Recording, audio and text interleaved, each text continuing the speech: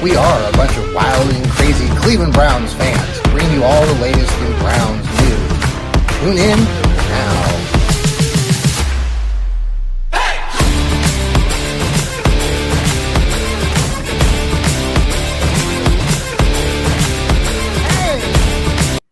Hey! Wow, the earth skipped. The earth skipped. Nice. It is the Fanatical Elves show. It's a Thursday night. It's July 31st. There is Steve Gill, and down there is Sam Britton. Welcome, boys. How are you both doing? Sam, we'll start with you. The heart of Texas, Dallas. What's going on? Yeah, it's hot. Could be worse. It's like 115 in Phoenix. So glad I don't live in. 15. It's very hot. I mean, it's peaking around 112, 111 in Phoenix. So quite hot, but it's only around 100. The low on Saturday is going to get to 87 because we're going to have some rain for the next few days. So it's been a very mild summer as we get into August. But I'm just excited about football finally being back. I mean, we're only about a month now from the real regular season starting. So just excited that I don't have anything that I finally will have something to fill my Sundays with. Oh, we are all just very excited about what's coming up. And tonight we have the Hall of Fame game in Canton. So there's football now. And like Steve said before we went on the air, we have football till February. Steve, how are you doing? I'm doing fine. It's hot. It's hot. It's Hades. Today was day 30 of being 90 degrees or more. Heat indices have been, well, today was not bad. I think the heat index was like 102. Yesterday it was like 110. But tomorrow, with a cold front that's moving through, tomorrow the high is going to be 85. I'm looking forward to it.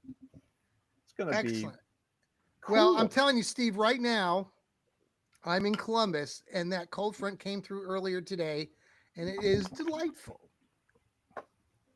There's a little fall, cool air, a little crisp in the air tonight. So we cooked out third night in a row that we cooked out. I'm on a roll here. Johnny Cleveland is on a roll. 3 nights cooking out.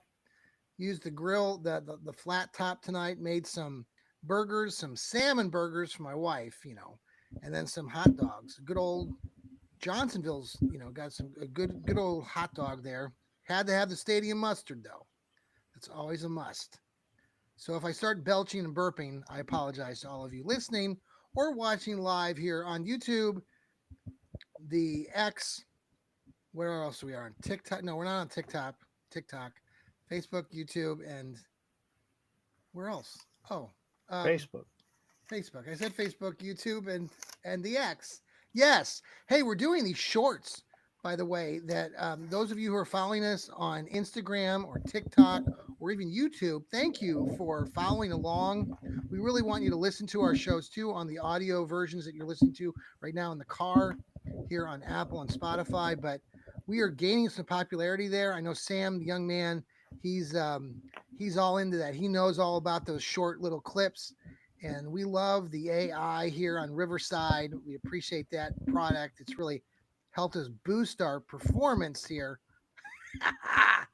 Okay, there's Jarrell. Welcome, Jarrell. How are you doing tonight? Dog Food Radio programming. How's my audio? Is my audio good? Audio's perfect. Okay. Yeah, in the words of Zig Ziglar, I'm great, but I'll get better.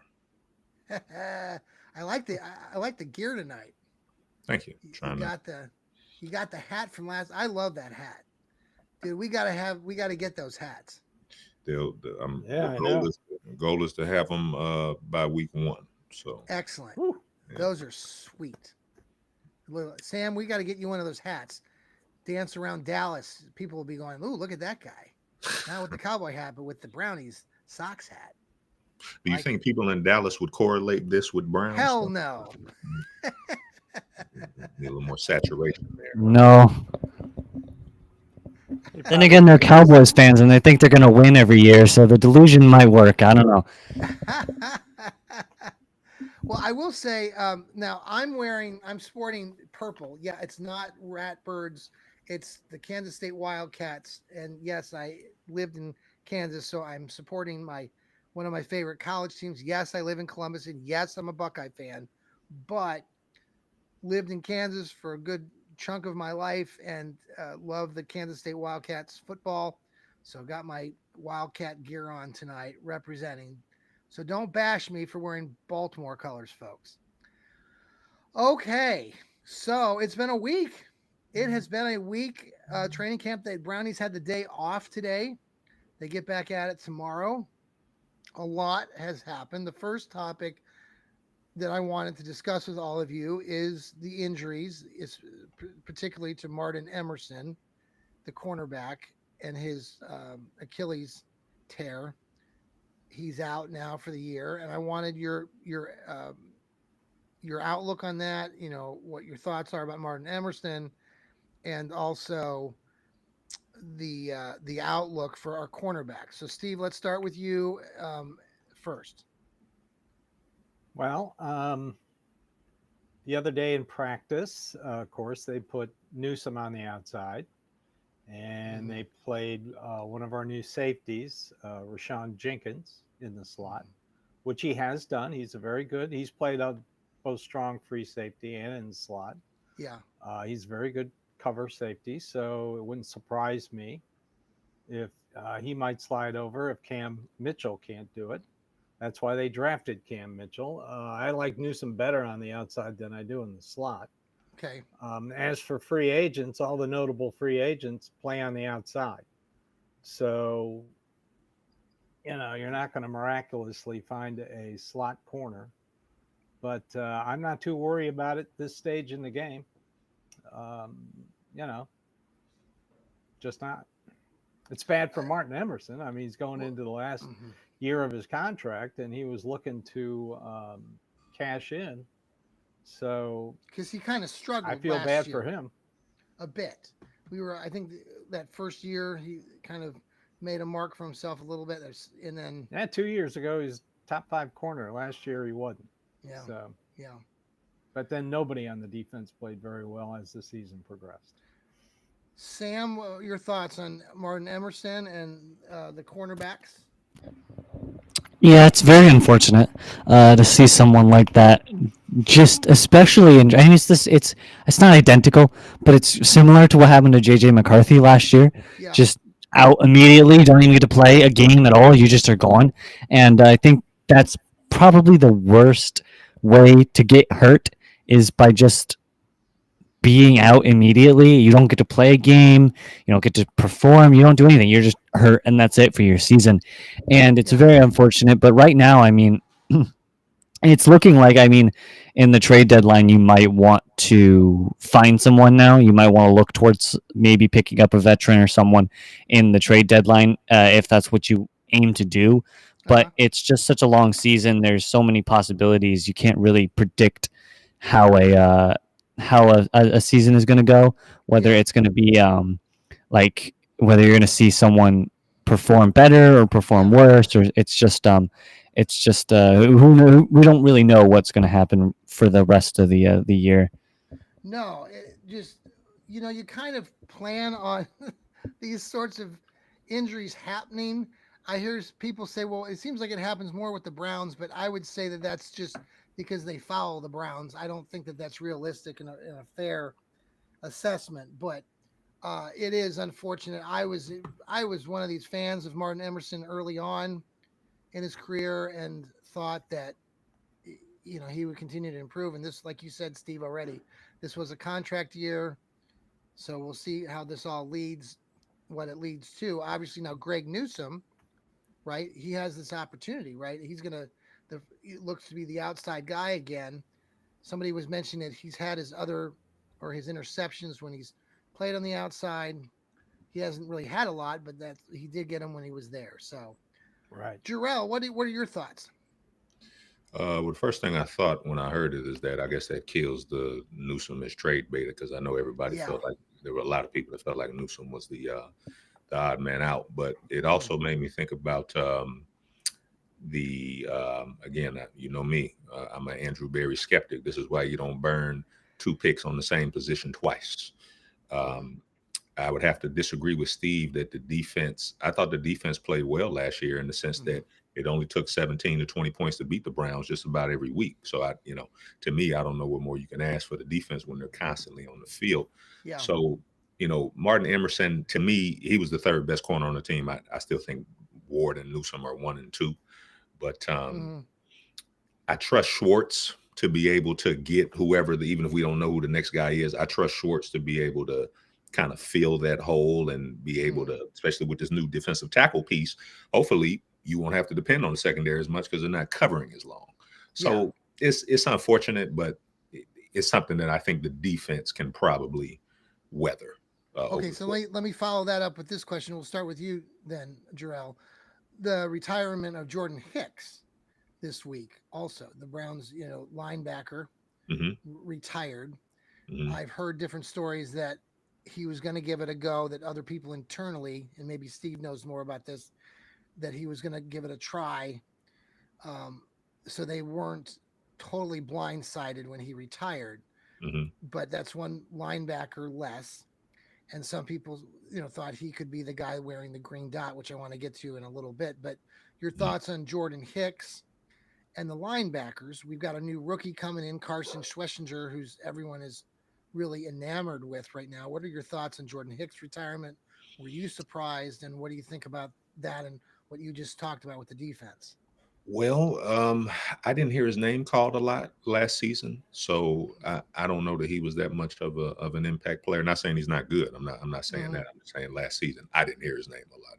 I didn't either. That's his name making plays. Right. And then obviously with the injury to JOK, now you're probably, it went from, if we assume that the defensive tackle, that draft pick shored up the defensive tackle problems. And then obviously you got Myles Garrett anchoring the end. Now your weakness is in the linebacker situation on defense. So I would expect teams to probably hit you with a lot of play action to try to see if you can get those linebackers to misjudge the play or misread the play. But it definitely hurts. And I don't depth wise, I don't know what they have outside of Schlesinger and Bush and Troyan Shuryanka. Right. Steve, you were talking the other day about the linebackers and in these defensive schemes by Jim Schwartz that they're only going to play 2 typically. Yeah, correct? His base defense is 3 safeties, 2 linebackers. So that would be I was just the rookie. Yeah, I was kind of wondering at the beginning of the season why they had so many linebackers and then drafted one. I mean, what I hear about this Carson Schlesinger, he's the real deal. He's big, he's fast, and he hits. Mahmoud Diabete has been stepping up great. One of my favorite guys, undrafted rookie free agent from a couple of years ago. You got Jerome Baker, you got Devin Bush, you've got the Winston kid who I liked, and all these guys play special teams. So I'm not really worried about the linebacker if they want to. What was his name? Kendrick. Yes. They want to bring him in, to help the rookie. That's fine. But, the live hitting they had the other day, both Schlesinger and Diabete were just phenomenal. I mean, they were flying around. So I'm not gonna worry about it right now. They knew he was considering it. He was kind of wishy-washy with the Browns. He really hadn't decided, and they knew that he was thinking about retiring, thinking about coming back. But as the old saying says, once you say the word retirement, you might as well retire. It was interesting. I was listening to something earlier this evening with Joe Flacco. We can talk about him in a little bit, but he was talking about his contemplating retirement when he was playing for the Jets, and he was talking about driving down the highway and really considering it a few years back. Sam, Jordan Hicks retiring, big surprise to you, or not too big of a surprise? And are you confident in the defense? And I'm going to go to another question with you after you answer the first part. I mean, it's not that I wouldn't say it's a big surprise. I wasn't expecting it, but I wouldn't say it was a big surprise. Um, but yeah, it's unfortunate because he was decent. I think having that kind of player on your team is always useful. Someone who's been there, done that, who can help with younger guys, who can still perform and give you a depth position. I think that is always helpful. But I wouldn't say I was like yeah, I was overly surprised. I wasn't expecting it, but I wasn't too surprised. Okay, so Sam, let me ask you this follow-up question. Then I want to go around the group again. Steve and Jarrell. Joel, Cade, and I were doing the What the Elf show last night, and Joel's question on when we were talking, and I want to ask you guys the same question because it is. I mean, I know we're not experts and we're not coaches, but if you were looking at the defense right now and considering, we're going to get it, I want to talk to you about leadership here in a little bit after the break, but just in terms of wearing that green dot, the person who generally wears the green dot on defense is the guy who gets the plays correct, if I'm telling this right, who gets the plays called in from the sideline on the defense, and he's the one that sort of helps execute and gets guys in position or lets them know what how they are going to line up defensively. So when we're thinking about that green dot guys, I know Joel kind of mentioned that he thought Jordan Hicks was going to be the guy. Who's going to be? He was the guy. He was the guy. So who does the defense go to? And the question, somebody said, well, could you give it to the rookie Carson? And Joel disagreed. He didn't think a rookie would be ready to get the green dot. But I said, well, people are talking about it, and so he was a little bit surprised when we mentioned that. Is Denzel Ward is even like a cornerback, the veteran guy? I mean, who else are you giving that green dot to? Sam, what do you think about that? I mean, we don't know why they decided to give out the. Well, I personally don't know why they would give the green dot, but I mean, looking at it, the kid might show good understanding of command, and that's always. And so if I had a player who was 21, fresh out of college, just drafted him, and let's just say for example, the 4th round, but he has a very good mental capacity of plays and understanding how to spread orders about and tell people what and explain that in a very concise and clear way on the field, and he can understand that kind of mental game as well. I would probably give him the green dot over maybe someone who's older than him by 5 or 6 years, but maybe doesn't have that same kind of mental capacity or isn't as great at understanding play calls and stuff like that. So I mean, we don't really know. I don't think if there's that kind of showing that rookie has as to if he's a good leader and if he has that kind of mental capacity and understands that better than someone might else. But I think looking at it, I would probably say still just give it to Myles Garrett. I mean, he's still at this point now the face of the franchise in terms of a player. I mean, we don't really have anyone else now with Nick Chubb gone. You could have maybe argued for Amari Cooper, but he's obviously still gone. I mean, you could maybe say I mean, you could maybe say someone else, but yeah, I think Myles Garrett would still be the best guy to give it to. But it's a lot that we don't really know why that decision was made. Steve, what about you? Green dot guy? Well, you give the green dot to either a linebacker or a safety. Right. You can't give it to a defensive lineman because the only thing they have in front of them is the opposing offense. Joel Cade said, and just Steve to ask you this: did you see the press conference with Grant Delpit, who I guess you did see that. So we were talking about that. And if it isn't the rookie, that's the guy I'd give it to. Grant. Okay. Delpit. Yeah. But I'm hearing that they are completely happy with Schlesinger. I mean, this is what Schwartz wanted. He wanted strength up the middle. He wanted a defensive tackle, and he wanted a linebacker up the middle. And that's what they gave him. So he's happy. So if Schlesinger can earn it, which for so far what I've heard,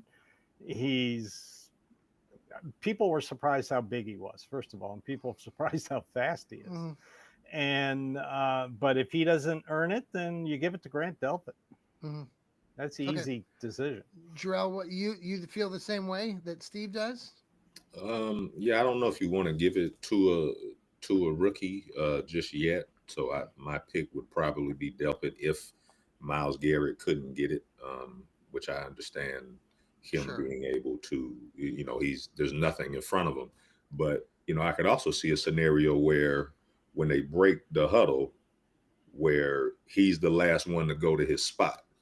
So if he kind of stands in that linebacker depth, it makes sure everybody's where they need to be. Because most of the time the offense doesn't just come out and snap the ball. They're going to see where everybody's lined up. They're going to try to get a read on the defense. So I think Myles Garrett could do that in a situation where he's not lining up on that side all the time. He's over here, or maybe he's in the middle, then he lines up at D tackle. So I don't know, but probably dealt it just to keep things simple and clean. Okay. Amazingly, that's what Myles Garrett does. He doesn't immediately go to his spot. He wanders around a little bit. Everybody's familiar with his little double dribble against Cincinnati a couple of years ago, and he scared the crap out of the Tennessee Titans in that game in 23, and they had to call a timeout deep in their own end zone because both tight ends moved before the ball was snapped. So, he lines up anywhere. You got tape where that works. I mean, and maybe there's just a package where they do it. Maybe just call it the Myles package, where, hey, you find your spot at the very end and then you go. So, but I trust Schwartz. Again, I trust Schwartz. To Steve's point, they gave him a defensive tackle. They gave him a linebacker. He still has good corners, 1 and 2 corners that can cover 1 and 2 receivers. I still trust them to handle the defense. The problem for this team is going to be, can the offense stay on the field long enough to give them a breather? That's going to be the problem, just like it was last year. If they can't do that, it doesn't matter what Schwartz does, because fatigue is going to set in, especially by week 7. I wanted to ask you some questions about that and some other things about leadership on the Browns. After this quick commercial break, we'll be right back. And thanks for coming back to us here on the Fanatical Elves Show. It's a Thursday night, July 31st, 2025. I'm here, Steve's here, Sam's here, and Jarrell's here, all part of the great crew here on the Fanatical Elves Network. We've got a lot of shows going on today, by the way. Here shortly, Ethan Greenberg and his co-host Heather are doing the best doggone podcast in the land. They have a very special guest from Ohio State. Mecca, Steve, do we know? Jarrell, I can't think of the guys. He's popular.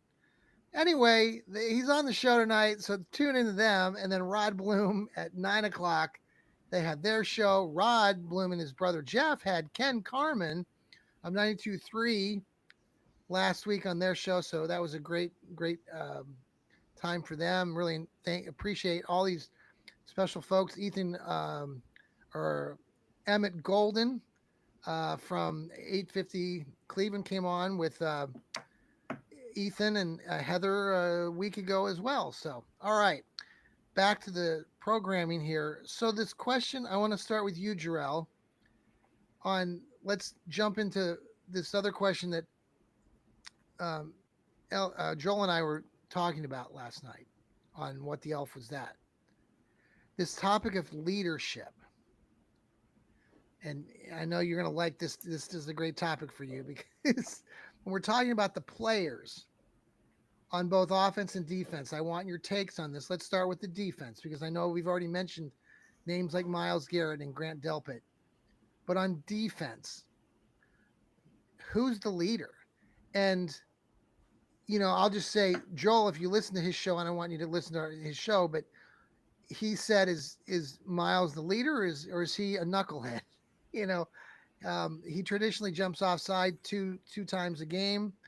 They did talk a little bit. I know I'm skipping around here, but in this year's training camp, some of the linemen have been talking about more being accountable and stuff, especially the offensive linemen, and what Stefanski and the coaches are making the players do if they mess up, to kind of hold them accountable. But we were talking about Myles, and is he really the leader? I mean, like Sam, you mentioned it, like Myles is the face of the franchise, but is he, or should he be I think he should be the leader of the team, but is he necessarily the leader? Jarrell, where are you at with the leader on defense? Who is the guy? Who do you want the guy to be, or who do you think it is? And do we have a leader? Well, I think you have different leadership styles. Now, I'll say this about Myles Garrett. I think when he snatched that helmet off and clocked that guy upside the head, Mason Rudolph, to me, that kind of set the tone. And I feel like that changed a little bit the Browns' like perception, because it's like, oh, we're willing to, if we're going to lose the game, we're not going to lose the fight. Like, we'll snatch your helmet off, we'll knock you upside the head. So to me, that was like a mental thing that you saw. It's like, oh, okay, you kind of need some players like that with a little bit of a screw loose. So I think people know he's crazy enough, right? So I think in that regard, though, I don't know if he's the hold other players accountable in the locker room where I'm going to fight you if you're not doing your job. You know, Michael Jordan would fight guys if they're messing. I don't know that he does that. So is that the type of leadership style? Because I feel like he's more of a lead by example kind of guy. He produces year in, year out. So I think if you're judging leadership based off of that metric, then yeah, he's the leader because I think he's the most productive. But if you're talking about like a Ray Lewis, a vocal guy, a rah-rah guy, I don't know that they have that on the defense. Denzel Ward, he's been there for a long time. I mean, is he the kind of guy? I mean, I don't think he's the rah-rah, you know, the vocal, the scream, get in your face. He seems kind of mild-mannered, kind of chill. There's nothing wrong with that. Yeah. But my answer to that question is I don't think they have that guy that's gonna get everybody hyped, get everybody ready to run through. I haven't seen it, and I watched a lot of the footage. Well, let me go on to Steve here. I want to ask Steve this. I mean, I'm asking you the same question, but Joel brought up the point that every time somebody comes in that plays across from Myles Garrett, or not across, next to on the defensive opposite side, the bookend, Clowney, some of the other guys, they've always left, and the perception or some of the things that they've said supposedly is, you know, they didn't like the pampered attention that Myles gets from this organization and felt like he's been spoiled all these years. I think he's going to year 9. Do you think Myles is the leader, Steve, naturally, or is there another guy in the team that you on defense that you'd like to see be that leader, or do you think Myles is that, like Jarrell is saying? I think he's the leader. We don't know what goes on in the locker room, so that's a question that'll never be answered. So we don't know if he threatens people. He might, you know, he might grab his helmet and say, "I'll knock you over the head with it." But yeah, I think he's a leader. I think Denzel Ward is. I think Grant Delpit is. I think you're going to be Shelby Harris, definitely veteran guy. I think you're going to be pleasantly surprised by the new defensive tackle, Malik Collins, also a veteran guy. So yeah, I think they have leaders on defense. Okay. I mean, I don't. Everybody complains when they celebrate, but everybody complains when they don't. Well, I think the part of the leadership pimp everybody up. So you can't have it both ways. You can't have a guy sitting there screaming, acting like Ray Lewis, and then complain when they make a good play and they do their guitar thing and all that, which Schwartz encourages because he likes it. So let's say keeps the defense in the game. So, you know, they've got leaders. They got leaders on offense. They got leaders on defense.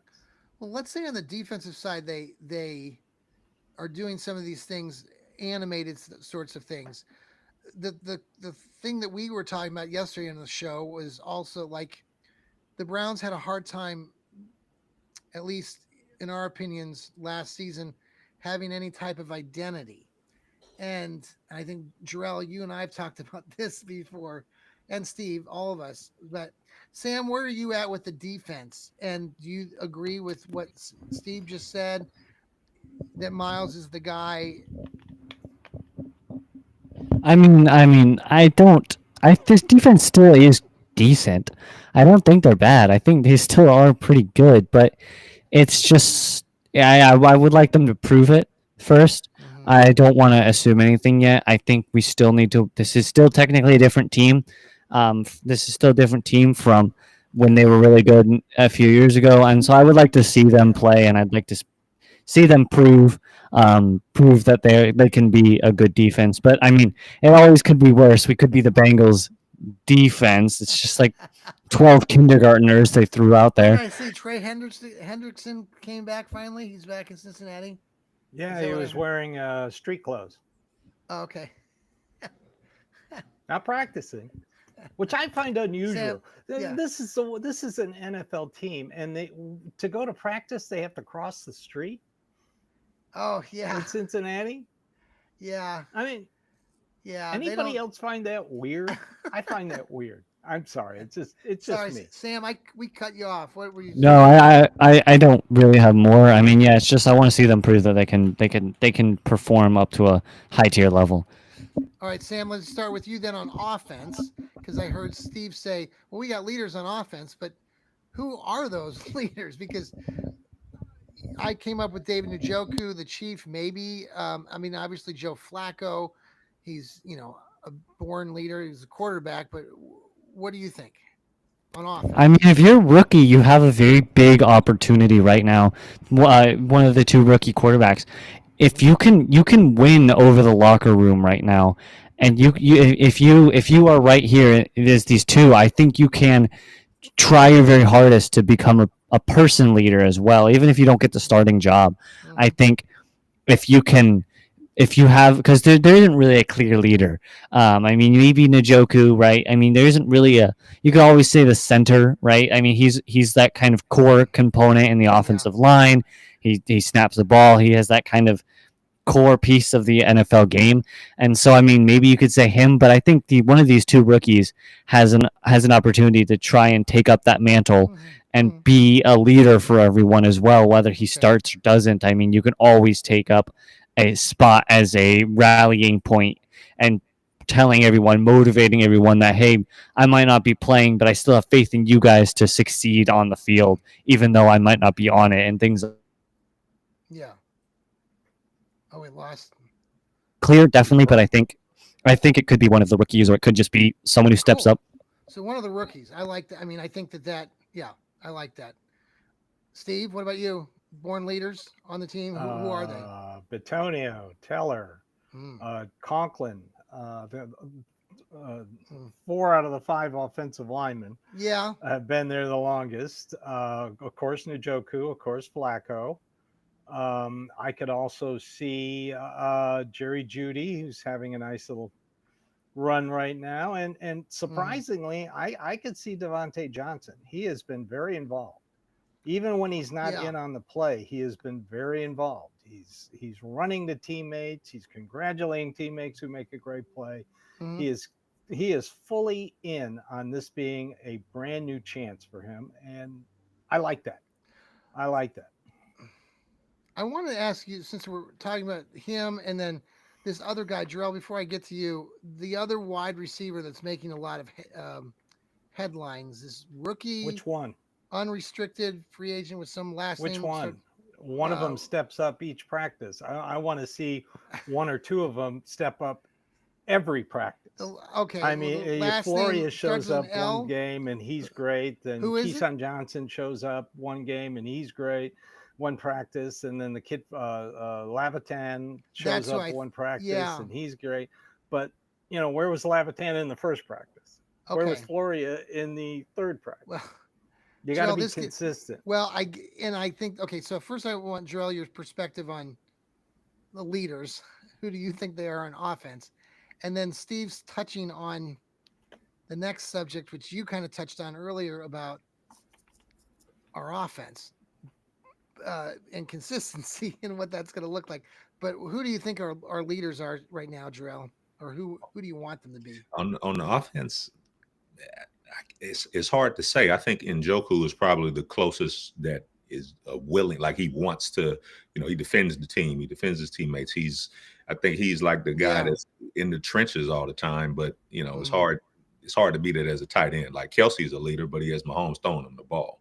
So, to me, I don't know that offensively they have a leader that's effective. And honestly, I think the team lacks leadership from the head coach because, again, every week I watch the press conferences and he says, y'all have seen it. It's a 3-minute montage.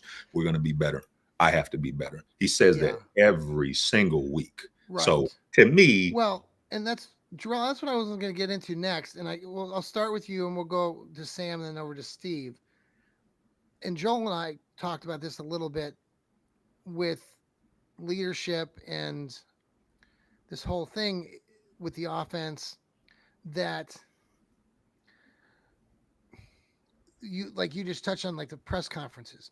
Joe was talking about Ken Carman when he talked on the Browns Blitz with Rod, that Ken Carman told the audience then, and Steve, you would probably agree with this, is that you're going to find out a lot of information. They find out all their information by listening to the press conferences, which you just suggested are pretty not a lot. But now, for example, the owners, Jimmy and Dee Haslam, spoke this week, and everyone from them to other times, coaching staff and the players, like you were mentioning earlier, Steve, Joel Bitonio, Jack Conklin, they're all talking about accountability, and they're trying to change some things up. I think in this training camp, they're hitting, they're tackling, from what I'm hearing, they're doing things like if things go wrong or players are messing up, they're doing things off the field, like in meetings and such. So I don't know, where are you at, Jarrell, with, do you believe all of what you're hearing?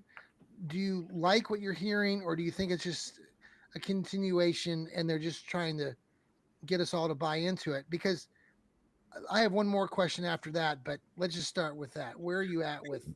As you were saying that, I almost slammed my laptop shut, because if that's true, if now they're trying to do things differently by hold people accountable, what were you doing the last 2 or 3 or 4 years? Well, and I don't know, Stephen, you listen to these podcasts, and Joel, I'll come right back to you. But Joel was saying that he was listening to them earlier in the week with the offensive linemen like Jack Conklin and Wyatt Teller, and they were saying how they're doing things in training camp now where if players in the trenches are screwing up, they're being reprimanded somehow in these meetings. Like they're having to go in front of the rest of the team.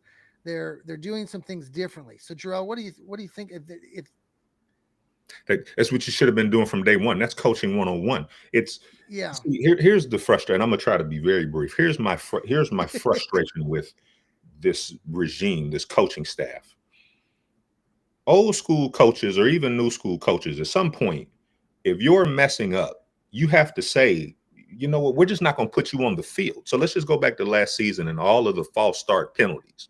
At some point, you may have to send a message and say, you know what, we're just going to cut you. Just don't even come back tomorrow, and we'll find somebody else that can at least stay still before the ball is snapped. You know what the snap count is. Why are you jumping? I get that it happens every now and again, but if you're telling me the coaches are just now starting to basically put guys on the spot and say, you're the one that's messing up on this play, you're the one that's costing us, this is going to cost us in a game, we're going to go 3-14 again because of mental mistakes. Bill Belichick talked about it all the time. Don't beat yourself. And I know that y'all will agree, in the last 3 years, you have watched this team beat themselves on numerous occasions. So the original question, if you're saying my answer to the original question is, it's frustrating. What was the original question? I forgot. If they're reprimanding people, what are my thoughts on that? Yeah. You should have been doing that from the beginning, especially with all of the mistakes that we saw. And if you, in every press conference after the game, you always say, we're going to get it, fix it. I have to be better. We have to be better. That's what you say. But then the week of practice happens and we see the same product. The exact same product on the field, sans a game here or there. Let me follow, Steve. I want to add one more thing to this, and Steve, the owners came on, Dee and Jimmy Haslam. I'm sure you watched that press conference.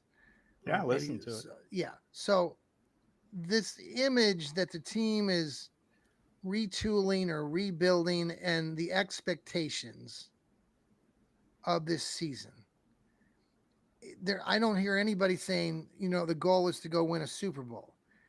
And that bothers me as a Browns fan and as a season ticket holder. I'm going, why am I spending $2,000 on season, or $3,000 on season tickets, and I'm already paying for next season beyond, when they don't even have an interest in going to the Super Bowl? I haven't heard anybody talk about, I know they want to win, but everything that I'm hearing about from the owners, I didn't hear the whole press conference, but I'm talking about that press conference and just listening to some of the other pressers with some of the other coaches. And I haven't heard a lot, Steve, so you can correct me. It just doesn't sound like they're in it to win it. am I wrong? Is it? Yes. Am I okay? Why am I wrong? Because Andrew Berry said that their objective is to win this year. Kevin Stefanski said it. Myles Garrett said it. Joe Patonio said it. David Njoku said it. Denzel Ward said it. I mean, who said retooling? Somebody who was reporting. I thought the owners were talking the other day that when I was listening to some of what they were talking about is like getting. They said, for example, 3 and 14 was unacceptable. Okay, but they were talking about in this case, like the one clip I saw, they were talking about Shador and Dylan Gabriel. Well, and, see, that's the one part of that interview that I have an objection to with D and Jimmy. Owners should not. Usually, owners of billion-dollar professional sports teams know nothing about the sport that they are own. No, and I know. I think I know where you're going. That was the one thing he shouldn't have said anything about rookies playing. Yeah, as because you know, speculated John, they would play. He said. Well, he's not in charge of that speculation. No, I know that. So that's not his decision. That was my only objection to that interview. Otherwise, he answered all the questions great. But you know what I say about owners? They should do two things: wave at the crowd, sign the checks. But that's it. Steve, that's when your job. They say they want to win, I don't hear them saying our goal is to win the world championship this year. They want to win. So does winning mean that they're going to win 5 games instead of 3? Why do you have to tell you that? Because do you want to hear it from their mouth? I do. I want to hear playoffs, a coach. This is where sit there and go, my expectations were we were going to go to the playoffs. No, but I want to hear, like, and maybe that's like Jarrell was talking about old school coaches, and maybe Sam, you can follow up with this. But as a coach, I mean, I know, like, just my own examples. I just, and mine is very limited with middle school and high school kids. There are years, yes, I'm probably not saying, all the time that our goal is to win the championship, because I know what I got in front of me, and sometimes the talent Myles Garrett isn't said there. Myles Garrett said our goal is to win the Super Bowl in his first press media. Okay, who else has said that? Anybody else said that on the team? Do they all have to come out and say it, John? Is no, that not what necessarily. Our problem is? I think it, but they said they wanted to be successful in 2025. Okay, they want to win. And that's the definition, and that's where I think where I'm feeling it, and I think other people, and I know they're not going to come out and say that. Yeah. The head coach isn't going to come out and say that. Maybe in college they might come out and say that, but in the pros you don't come out and say that. Everybody, that's an assumption. You're here to win. So this retool stuff. I keep hearing people, well, they're going to tank. No, they're not tanking. I told you what my guy inside said. Okay. Their expectations are to be very successful in 2025, and they're going to put the quarterback that makes them the most successful as the starter. Okay? Okay. One other thing, yes. This whole accountability thing. Well, I'm glad they finally hired an offensive line coach who's going to hold them accountable. It makes me like Mike former coach at even more, and whatever. Where was he? Andy, Nevada? He was Nevada. He was at Rice. When they tried to hire him before they hired Andy Dickerson, he was the head coach of Rice, and he didn't want to leave Rice. They could have had him last year. Okay. And what was Andy Dickerson and Bill Callahan doing? Apparently, they weren't doing their job because they weren't holding players accountable. Well, you touch on an interesting point there. So apparently, Mike Bloomgren is going to hold them accountable. Great hire then. I am more excited about Mike Bloomgren than Steve, that's where any of the recent hires. I know you're excited, and I mean, we're all like internally, I'm a Browns fan, and I internally every year I go into it with hope, but I guess my sense right now. I'm not going in with hope, John. I'll go in with what I see with my eyes. So then when you go in, I'm not that guy that sits there and by the time the first game comes along, we're going to win this many games. That I'm not that guy. I'm not an optimist. I'm trying to get pessimist. I'm a realist. there seems to be, and I'm just reading social media, and Sam, you can finish this. That's your first mistake. Well, I know, Steve, but the public's opinion, some is there are a lot Don't of care. Well, I know you don't care, but there are a lot of people out there that are not going into this season. Like I just said, I'm not exactly over the moon. I'm going to go to the games, but my expectations are damper just because we have so many question marks on, like Jarrell touched on it earlier. We averaged 15 points a game last year. Where are those points going to come? So Sam, let you talk about this because I've been rambling on for too long. Yeah, I mean, there is for the players. Just speaking about the players for this moment in time, there is no such thing as tanking. Your goal every single morning you wake up is to win the next football game, whether that be against a 2-15 New York Giants team or a 16-0 Kansas City Chiefs team. You wake up every single morning with the goal of winning the football game, and if you ask any college player, any NFL player what their dream of is, they'll tell you they want to win the Super Bowl. That's the ultimate goal. That's the goal everyone has in their mind. When players don't really say it, but when it's like 4 minutes left in the Super Bowl and you're up by 14 points, you're going to win. They'll always be like, "Oh no, I wasn't thinking about it." I was like, I've seen crazier things happen. They were totally thinking of it. They're like, it's finally going to happen. I'm going to win the Super Bowl.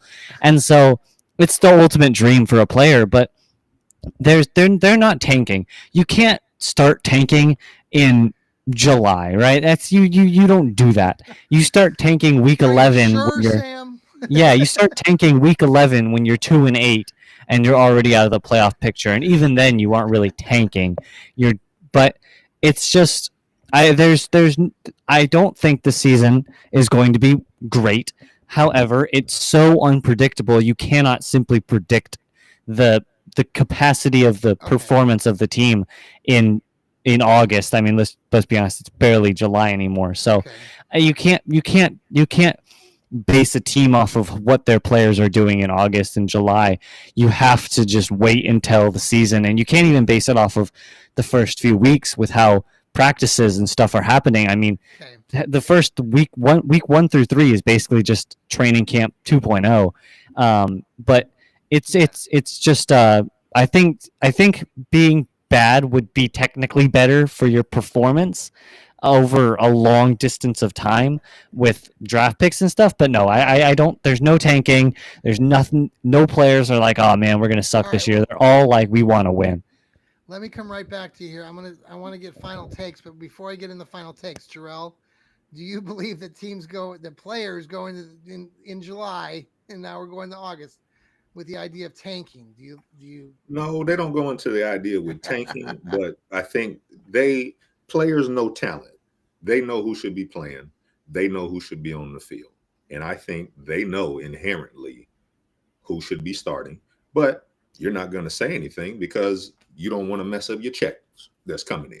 I would agree with part of that because being around athletes and stuff, they do, like when you are coaching them, they'll when they disagree with the coach, sometimes it's usually at my level, they're questioning because like you just speculated, the players kind of see what they see and they don't have all the answers too, but they do see talent when when they're playing with it or against it. So, all right, Jarrell, final thoughts on this wonderful chatting evening here. We're 48 minutes into the show. Final thoughts on anything that we've talked about or anything coming up? I know you've got your dog food radio programming. Yeah, two thoughts. We talked about if Miles leads with intimidation or none of that stuff. There's no stories that will come out.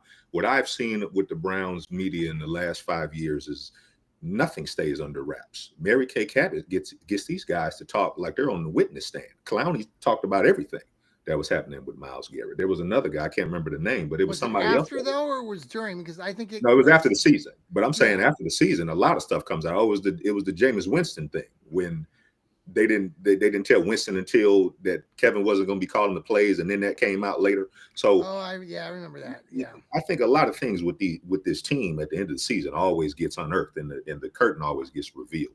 So I could be wrong, but I think we have a pretty good idea what happens behind closed doors. But I think I've said that this was before. our topic last night, Terrell. I'm just sorry to interrupt you, but that's where, Joel and I were talking about with Miles, and what you were speculating on, and that's why we were having this discussion. That's why I posted the question: is he a leader or is he a knucklehead? So that was I don't think he's a that's what knucklehead. Joel said that, so I just ran with it. So I'm sorry. Continue. No, so the last point, and I think I've said this, and I'm going to say this all season, kind of going back to what we were just talking about. If and when Shedeur Sanders gets his shot, and he comes out the gate, and he looks like C.J. Stroud did, or any of these other rookies in the recent years, Kevin Stefanski and Andrew Berry are going to have a lot of questions to answer, because how did you not see it? How did you not see it? You've been coaching. What if they bring him in week 3? I mean, well, if he was the best quarterback you had, why wasn't he starting in week 1? Well, I don't know necessarily if I would start. I don't know if he's the best quarterback they have right now. Well, they should. They should. The coaches. Joe Flacco is head and shoulders above everybody right now. I'm saying that if we get to week 6 and they're whatever the way 6-0 or 0-6, it doesn't really matter. Okay. But we're going to be able to see based on the record.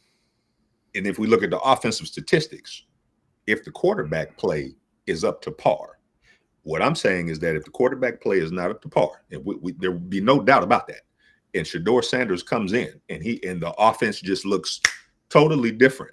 I understand what you're saying. There's going to have to be some questions answered to the point where, can you guys just not evaluate talent?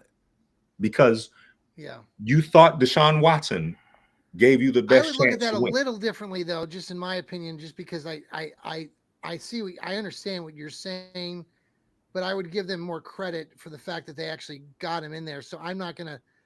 Obviously, if they're 0-6 and he goes in and he lights it up, and they go from 0-6 to 6-0, I can see a little bit of your argument. I don't know if I would necessarily agree with all of that, but I understand what you're saying. So you would give them a pass if they just fail. I'm not going to give them a lot of passes, Terrell, because they're 6 years into this, and I've been for and against these guys for a while now. So this is a big year for them, and I know there's that's the other thing, like this underlying sort of tone, like they're safe, they're not on the hot seat unless the owner said, 3-14 is unacceptable. I hope that they hold to that sentiment. Obviously, we held on to Hugh Jackson far too long, so the Haslam's did. So, Terrell, sorry, I keep interrupting. Oh no, last point. Chubb is gone. We're going to see if Kevin Stefanski is his brilliant offensive mind, because remember, with Chubb, they were top 5 in running game. So we're going to see what he does with these rookie running backs, because we know your passing game isn't going to be higher than 19th. We know that. So we need your running game to at least be in the top half. And I'll land there. All right, Steve. I'm hopeful. I know there shouldn't be hope, but I'm hopeful that the Browns land and up in the upper echelon of the wide receivers and better than 19th. Steve, final take. These people that you talk to, John, that have expectations, were they the same ones that had expectations for the Guardians making the playoffs and the Cavaliers making it to the NBA Finals? I guess all I'm saying, I saw a poll that Ethan put out. Who's the worst owner in the NFL in Cleveland, Dolan or Haslam? And I was curious as to why he didn't put Dan Gilbert on there, because apparently owners are a reflection of the fans' expectations of their teams. Sure. And not making it out of the second round of the NBA playoffs. Well, I know. Why don't we blame Dan Gilbert for that? I agree with you, Steve. I'm on board with that. See, this is what I'm talking about. The Cleveland media just throws red meat to the fans.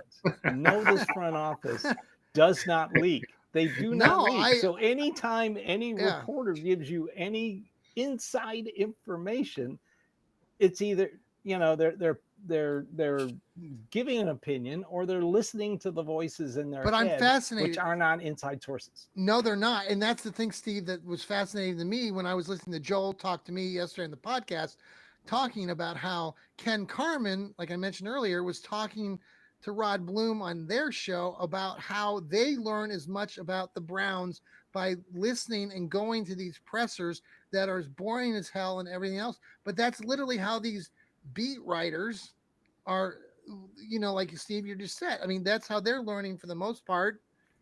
Everything that we're like, how you are learning about this information. Yeah. Let me give you one final example. Stephen Kwan of the Guardians was good as gone, according to the national pundits. Did any of the local Guardian beat writers even mention that he was good and gone? They're closer to the situation than Jeff Passan is and Rosenthal is. Yes. But, if he was good as gone, they would have had it first. They would have. And I have an inside story. Well, I write with Northeast Ohio. Natalie, she's very much on the inside of the Indians. And she told me, in the group, like 3 hours ago, that he was not going anywhere. But I knew that. But I knew he wasn't gone a couple days ago. No, but you listen to the guys on the radio, and it's clutching pearls and I will though, Steve. I will still. What the hell's wrong with this team? And they hate the fans. They just hate the fans. No, but Steve, I will just correct. I mean, and you might have said you knew it, and maybe you did, but what I was hearing, Natalie's there, she did not know. They, at least the Stephen Kwan's agent was in town all week and was in the building. So as of this afternoon, like at noon or 1, he was still here, but she couldn't say for sure that he was going to be traded or not. It wasn't until 4 or 5 that she was like, he's not going anywhere, because they were talking about numbers. Yeah. So, yeah. They want to give him an extension. He's happy in Cleveland. But anyway. Yeah. Final thoughts. I know a lot of people are getting excited about the fact that they were tackling for the first time. Let's just remember, it was only 8 minutes. It was 5 snaps per quarterback. So a total of 15 snaps for 8 minutes. How do you find that information out, Steve? Did they talk about that? No, I'm just asking. You just find a reliable beat writer and just read what they say. So like Ethan Greenberg, that's all you gotta do. No, not Ethan Greenberg. You can just shovel out about 90% of it. All right. Like there's only one Titans beat writer I trust here in town. His name is Paul Kahersky. He grew up in Philly, but he was born in Cleveland. He doesn't lie. And right now, your number one overall pick, Cam Ward, is struggling mightily. Okay. He's throwing all his passes into the ground. Okay. So that is a example of how bad this quarterback class truly was. When your number one guy is, and he's got a clear shot to start. Will Levin is hurt. Yeah. Gone we'll for have the a lot season. more time to see how that all pans out. That shows you how bad this quarterback class really was. Never listen to Mel Kiper. Sam, let's finish with you before I want to follow up with a couple things before I'll leave. But Sam, what are your final thoughts? I mean, I don't know really if I have any. I mean, we kind of hit on much, but I mean, I'm just excited for the football. Really, I mean, that's all. I'm just excited it's back right now. Yeah. Next week, tell me if I'm got the information right here. The Brownies practice against Carolina. Yep. And they have a preseason game next Friday or Saturday at Carolina. Let me see. Friday. 7:00 Eastern, 6:00 Central. Okay, so it's the first in Carolina. Yeah. They have their first 2 games on the road. So it's Carolina, and then they play Eagles. Philadelphia, and then they come back and they play noon on the 16th or 1:00 Eastern on the 16th, and then their final game home 23rd, noon on the 23rd Central, 1:00 Eastern. Against who do they play? Rams. Okay. And then we open up at home on September 8th. 7th. Gotcha. Against the Bungles and Joe Schmo, Joe Schmo. Everybody, thank you so much for your time tonight. We really appreciate everybody tuning in to the Fanatical Elves Network, part of Fans First Sports. Listen to all our programming. We've got, I think right now, Ethan Greenberg's on their show. Rod Bloom's on in a few minutes. So try to catch all of us. We're on the X. We're on YouTube. Download our shows on Apple and Spotify. We appreciate your time. Go Brownies. We'll talk to you next week. Go Browns. Here we go, Brownies. Here we go. Ooh. Here we go, Brownies. Here we go. John tries to hit the